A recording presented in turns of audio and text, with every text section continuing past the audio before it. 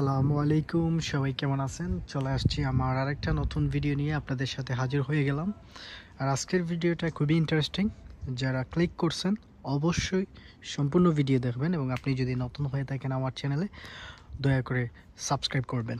তো এখন ইতালিতে অলমোস্ট রাত 1টা বাজে, এবং একটা সময় আপনাদের সাথে আলোচনা করতেছি অ্যাবাউট যে বর্তমান সময়ে 2025 সালে আপনি কোন দেশে ফাইল জমা করবেন, কেন করবেন, কী কারণে করবেন, কত টাকা লাগবে না লাগবে, কাদের জন্য, কোন দেশ থেকে, বাংলাদেশ থেকে কোন দেশে করবেন এবং জমা দিবেন, এবং মিডল ইস্ট থেকে কোন দেশে জমা দিবেন। আজকে সম্পূর্ণ ভিডিও, আজকে আমার এই ভিডিওর মাধ্যমে সম্পূর্ণ টপিক আমি আপনাদেরকে ক্ল্যারিফাই করব। সো দেরি না করে শুরু করা যাক আজকের বিষয়। যেমন বর্তমান সময়ে আমাকে অনেকে জিজ্ঞেস করতেছেন যে আমরা সেনজেনের কোন দেশে জমা করলে আমাদের ভিসা পাওয়ার পসিবিলিটি আছে। এই বিষয়গুলো বলার আগে আমি আপনাদেরকে বলি যে বর্তমানে ইউরোপের ভিসা রেশিও বাংলাদেশিদের জন্য কেমন, বাংলাদেশিদেরকে ইউরোপ কান্ট্রিগুলো ভিসা দিচ্ছে কিনা এটা আগে জানতে হবে, তারপর এই বিষয় প্রসঙ্গে আমি বলবো। দেখেন, বাংলাদেশ থেকে যারা অ্যাপ্লাই করে বর্তমান সময়ে বিভিন্ন দেশে অনেকেই ফাইল জমা করে, অনেকের কিন্তু রিজেক্ট আসে। কারণ বাংলাদেশি পাসপোর্ট যখন দেখা হয় তখন আসলে এমবেসি বাংলাদেশিদেরকে ভিসা দিতে চায় না। তার পিছনে কারণ হচ্ছে বাংলাদেশিরা পালিয়ে যায়। তো এরই সুবাদে বাংলাদেশ থেকে অনেকেই কিন্তু জমা করে মিডল ইস্ট, এবং বাংলাদেশ থেকে প্রচুর রিজেক্ট চলে আসে। তো সবাই কনফিউশনে থাকেন যে ভাই কোন দেশে জমা করলে আসলে বর্তমান সময়ে ভালো হবে, বা আমাদের পারমিট আসবে, আমরা এমবেসি পর্যন্ত যাইতে পারবো না, এবং কী পরিমাণ টাকা বাজেট রাখলে। তো প্রথমে আমি আপনাদেরকে সেনজেনের বিষয়গুলো বলবো, কেন জমা দিবেন, কী কারণে জমা দিবেন, কত টাকা লাগতে পারে, এটা ক্ল্যারিফাই করব। আপনি যদি বাংলাদেশ থেকে সেনজেনের জন্য ট্রাই করতে চান তাহলে আপনি বুলগেরিয়াকে প্রথম অবস্থাতে আমি প্রথমে এগিয়ে রাখবো। ফার্স্ট অফ অল আপনি বুলগেরিয়াকে চুজ করতে পারেন, কারণ আপনারা সবাই জানেন যে বুলগেরিয়াতে যদি কেউ ফাইল জমা করে এবং সে যদি এমবেসি পর্যন্ত যাইতে পারে তাহলে তার মোটামুটি একটা যে ভিসা পাওয়ার পসিবিলিটি থাকতে পারে, মানে অন্যান্য দেশের তুলনায়। এর পিছনে কারণ হচ্ছে বুলগেরিয়ার ভিসা রেশিও বাংলাদেশিদের জন্য আগেও ভালো ছিল, স্টিল নাও অনেক ভালো। সো আপনারা যারা বুলগেরিয়ার জন্য ট্রাই করতে পারবেন বাংলাদেশ থেকে, তারা বুলগেরিয়াতে জমা দিয়ে দেন এই 2025 সালে। এখনই আপনি জমা দিয়ে দিতে পারেন, অথবা আপনি আরও কিছুদিন ওয়েট করে তারপর জমা দিয়ে দিতে পারেন। তবে বুলগেরিয়ার জন্য আপনাকে যেতে হবে ইন্ডিয়া, বাংলাদেশ থেকে কোনো ধরনের প্রসেস হবে না। ওই দিন 4 থেকে 5 জন আমাকে ইনবক্স করছেন যে দালাল বলতেছে বাংলাদেশ থেকে হতে পারে আবার নাও হতে পারে, এটা কি পসিবল কিনা। বাংলাদেশ থেকে হবে না, ইন্ডিয়া যাইতে হবে, 10 লাখ টাকার মতো বাজেট রাখবেন। সো ফার্স্ট অফ অল আপনি বুলগেরিয়াকে চুজ করতে পারেন বর্তমান সময়ে 2025-এ সেনজেনের জন্য। তারপর হচ্ছে গিয়ে আপনি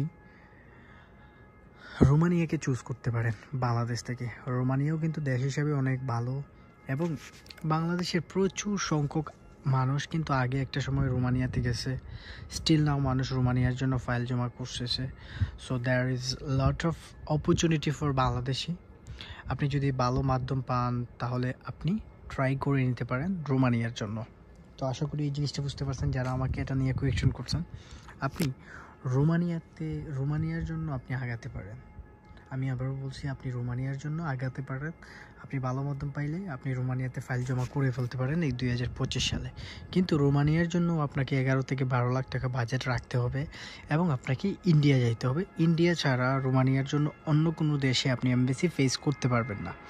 তো যারা আপনারা যেসব দালালের মাধ্যমে বা এজেন্সির মাধ্যমে আপনি যদি জমা করেন তাহলে ইন্ডিয়ার ভিসার ব্যাপারে তারা আপনাকে সর্বোচ্চ হেল্প করবে। তো আশা করি আপনি আনসার পেয়ে গেছেন যারা আমাকে এটা নিয়ে কোয়েশন করছিলেন। তারপর হচ্ছে থার্ড হচ্ছে গিয়ে আপনি পর্তুগালকে চুজ করতে পারেন। পর্তুগাল 3 নম্বরে রাখছি কারণ বাংলাদেশে সবার এত টাকা নাই। তবে আপনার যদি প্রায় 20 লাখ 22 লাখ টাকার মতো টাকা থাকে তাহলে আপনি পর্তুগালকে চুজ করতে পারেন বর্তমান সময়ে 2025-এ। এবং স্টিল নাও অনেকেই পর্তুগালের অ্যাপয়েন্টমেন্ট ডেট পাচ্ছে, পর্তুগালে যাচ্ছে, ভিসা হচ্ছে। তো আপনারা চাইলে পর্তুগালকে বর্তমান সময়ে পর্তুগালের জন্য আগাতে পারেন যদি আপনার টাকা পয়সা থাকে, কারণ পর্তুগাল হচ্ছে এক্সপেন্সিভ একটা কান্ট্রি।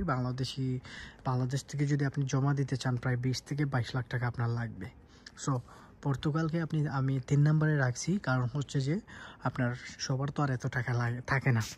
বুলগেরিয়া রোমানিয়া এবং পর্তুগাল, এই 3টা কান্ট্রি আপনি ট্রাই করেন, ভালো মাধ্যম ধরে আপনি সাকসেস হইতে পারবেন বাংলাদেশ থেকে। এখন তারপরেও আমি আসলে 100% গ্রান্টেড দিচ্ছি না যে আপনি সাকসেস হবেন, কারণ পরবর্তীতে আপনি যদি ফাইল দিয়ে ভিসা না হয় আপনি আমাকে গালি দিতে পারেন। তবে অন্যান্য দেশের তুলনায় লাইক চেক রিপাবলিক, পোল্যান্ড, তারপর হচ্ছে রোমানিয়া, ক্রোয়েশিয়া, হাঙ্গেরি, এইসব দেশের থেকে বর্তমান সময়ে এগুলো ভালো। করো হাঙ্গেরি, ক্রোয়েশিয়ার ভিসা বন্ধ বাংলাদেশিদের জন্য, ভিসা দিচ্ছে না, অ্যাপয়েন্টমেন্ট ডেট দিচ্ছে না, ক্রোয়েশিয়ার পারমিট এগুলো ইস্যু হচ্ছে না। সো এগুলো ইগনোর করে আপনি এই 3টা কান্ট্রিকে আগে মানে এগিয়ে রাখছি এবং এই 3টা কান্ট্রিতে আপনি জমা দিতে পারেন। এখন আসেন নন সেনজেন কান্ট্রি, বাংলাদেশ থেকে এবং মিডল ইস্ট থেকে আপনি সেনজেনের জন্য ঠিক আপনি দুবাই, সৌদি আরব, তারপর হচ্ছে গিয়ে কাতার, বাহরাইন, যে দেশ থেকে আসেন এই 3টা কান্ট্রিতেও আপনারা ট্রাই করতে পারেন। বুলগেরিয়া, রোমানিয়া এবং আপনার পর্তুগাল, এগুলো কিন্তু ট্রাই করতে পারেন। এবং অনেকেই কিন্তু মিডল ইস্ট থেকে পর্তুগালে ঢুকতেছে, স্টিল নাও অনেকেই রোমানিয়াতে ঢুকতেছে। তো যারা মিডল ইস্টে আছেন তারাও এই 3টা কান্ট্রির জন্য ট্রাই করতে পারেন। তবে আপনি যদি সৌদি আরবে থাকেন তাহলে আপনি স্লোভাকিয়ার জন্য ট্রাই করতে পারেন। তো গেল এই বিষয়গুলো। এখন আসেন নন সেনজেন দেশ। নন সেনজেন আপনি কোন দেশে ট্রাই করতে পারেন? নন সেনজেন কান্ট্রির জন্য আপনি সার্বিয়াকে ট্রাই করতে পারেন। বর্তমানে সার্বিয়াতে যেরকম রিজেক্টও আসে অ্যাপ্রুভাল, ঠিক একই রকমভাবে অ্যাপ্রুভালও আসে। তো আপনি সার্বিয়াতে আপনি জমা করতে পারেন। বর্তমান সময়ে বাংলাদেশি অনেকেরই আছে, বর্তমানে সার্বিয়াতে ভিসা হচ্ছে এবং অনেকেই অ্যাপ্রুভাল পাচ্ছে, অনেকের পাসপোর্ট ইন্ডিয়াতে যাচ্ছে। তো আপনি সার্বিয়াকে চুজ করতে পারেন এই 2025 সালে। তারপর হচ্ছে আপনি নর্থ ম্যাসেডোনিয়াকে চুজ করতে পারেন এই 2025 সালে। অর্থাৎ নর্থ ম্যাসেডোনিয়া কিন্তু সার্বিয়ার মতোই স্যালারি ট্যালারি এগুলো মেলে। তো আপনি নর্থ ম্যাসেডোনিয়াকেও ট্রাই করতে পারেন। তারপর হচ্ছে আপনি বসনিয়াকে ট্রাই করতে পারেন। তারপর হচ্ছে রাশিয়াতে আপনি ট্রাই করতে পারেন এবং বেলারুশেও আপনি ট্রাই করতে পারেন। এই যে 5টা কান্ট্রির কথা বললাম, এই 5টা কান্ট্রি হচ্ছে নন সেনজেন। তবে যারা মিডিল ইস্ট আছেন, মিডিল ইস্ট থেকে এইগুলোতে ট্রাই না করাটাই ভালো। মিডিল ইস্ট থেকে সেনজেনের কান্ট্রিগুলোতে ট্রাই করেন, তাহলে আপনি সাকসেস পাওয়ার পসিবিলিটি সবচেয়ে বেশি থাকবে। আমি আবারও বলতেছি, মিডিল ইস্ট থেকে আপনারা নন সেনজেনে ট্রাই করবেন না, মিডিল ইস্ট থেকে সেনজেনে ট্রাই করেন। আপনি 7-8 লাখ টাকাতে সেনজেনেই ঢুকতে পারবেন। 8 লাখ টাকার মতো লাগবে, আপনি সেনজেনে ট্রাই করে ফেলেন। তবে পর্তুগালেরও একই অবস্থা, 15-16 লাখ টাকা লাগে মেবি মিডিল ইস্ট থেকে, আমি এক্স্যাক্টলি জানি না। তবে কেউ যদি এই মিডিল ইস্ট থেকে কেউ যদি আমার এই ভিডিওটা দেখেন, তাহলে পর্তুগালের দালালরা কত টাকা চায় মিডিল ইস্ট থেকে সেটা কমেন্ট বক্সে কমেন্ট করে ফেলবেন, যাতে করে আমিও জেনে যাই আর কি। তো আবারও রিকোয়েস্ট করবো যে আপনারা যদি আমার চ্যানেলে নতুন হন দয়া করে সাবস্ক্রাইব করবেন।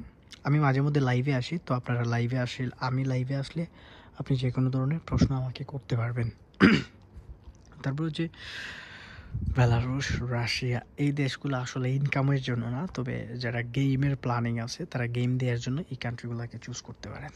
তো আমাকে বাংলাদেশ থেকে এবং মিডল ইস্ট থেকে যারা প্রতিদিন নক করেন যে ভাই 2025-এ একটা সলিউশন দেন, সাজেশন দেন, কোন দেশে আগাতে পারে, কোন দেশে করতে পারে, তো আশা করি আপনারা আজকের এই ভিডিও দেখার পর আপনি মোটামুটি একটা ধারণা পেয়ে গেছেন। আমি আবার বলছি, যে দেশগুলোর কথা বলছি আপনি এই দেশগুলোতে ধৈর্য ধরে ভালো মানুষ দেখে, ভালো মাধ্যম দেখে আপনি জমা করেন, ইনশাল্লাহ আপনি সাকসেস হবেন। 1 বছর মনে করেন যে আপনি একটা জায়গাতে, আপনি বিদেশের জন্য না, আপনি একটা জায়গাতে চেষ্টা করতেছেন, আপনার ভাগ্য পরীক্ষা। আমরা কিন্তু অনেকে হাল ছেড়ে দিবেন না। রিসেন্টলি একজন ভাই প্রায় 2 বছর পর সার্বিয়ার ভিসা পাইছে, অর্থাৎ উনি 2 বছর একটা এজেন্সিতে ওনার পাসপোর্ট রাখছে এবং 2 বছর পর উনি ভিসা পাইছে। এবং আপনারা অনেকে মনে করেন যে সার্বিয়ার ভিসা হচ্ছে না, কিন্তু আমার কাছে আপনারা যদি কেউ প্রমাণ চান, আমাকে কিন্তু এখনও একজন সার্বিয়া থেকে আমাকে নক দেয় যে ভাই আমার ইতালিতে কেউ নাই, আমি আসতে চাই ইতালিতে, আমাকে কি আপনি একটু কাজের ব্যবস্থা করে দিতে পারবেন? তো তারা এখানে প্রায় 16-17 জন আছে, বুঝতে পারতেছেন? তো এ থেকে বোঝা যায় যে টুকটাক অনেকেরই ভিসা হচ্ছে, অনেকে হচ্ছে। তো আশা করি এই জিনিসটা বুঝতে পারছেন যারা আমাকে এটা নিয়ে কোয়েশ্চন করছিলেন। সার্বিয়াতে কিন্তু অ্যাপ্রুভাল আসার পর অনেকেরই স্টিকার ভিসা লাগতেছে, তো আপনি সার্বিয়াকে চুজ করতে পারেন। যাদের টাকা পয়সার একটা সমস্যা আছে তাদের জন্য সার্বিয়া হতে পারে ওয়ান অফ দ্য বেস্ট 2025 সালে। আবারও বলি, সার্বিয়া, বসনিয়া, ম্যাসেডোনিয়া, বেলারুশ এবং রাশিয়া, এই কান্ট্রিগুলোকে নন সেনজেন হিসাবে, আপনার যদি টাকার প্রবলেম থাকে 7 থেকে 8 লাখ টাকার ভিতরে এই কান্ট্রিগুলোতে ফাইল জমা করে ফেলেন।